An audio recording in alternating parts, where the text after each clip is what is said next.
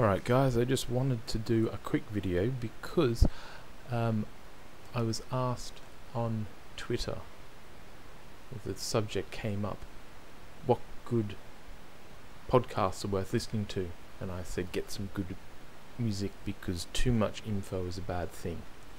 And someone said, what do you mean by that? Is trying to learn too much bad? It's not so much that trying to learn too much is bad, but as I replied, that people like to make things that they understand more complex than they often are, especially if they're in a position of power. So if they want to sell something or want to seem like the expert for whatever reason, then it's in their or they're motivated, or it's in their best interest to make it seem more complicated so that you need them, you need to listen to them. But trading isn't complex.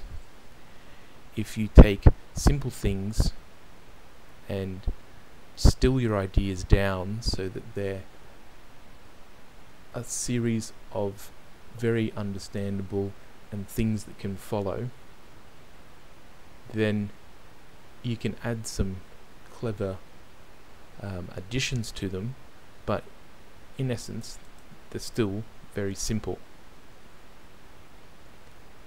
As I replied, my system that I showed in my how to do a strategy video, which I'll link in the description, uses two very simple 4-point concepts, and I'll run through them again now in about 90 seconds, and boom, that's the basis of everything that we do. And by we, I mean on our portfolio that manages our clients' money.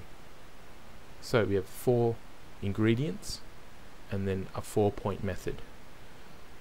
So to create a system, we want to be able to identify a trend, we want to identify momentum, we want to identify the volatility, and we want to identify the support and resistance.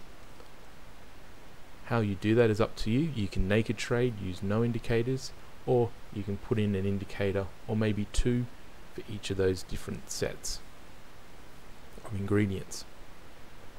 You have all the ingredients, you think you can tell what the trend, what the momentum, what the volatility and what the support resistance is, then you use a method to trade that information that you've got from your ingredients. There's 4 steps. So for example, you want to take a short. We go from step 1 to step 3. I want to take the short because of these reasons. Then it moves to number 2. I don't want to be long. That is, I want to keep holding this short.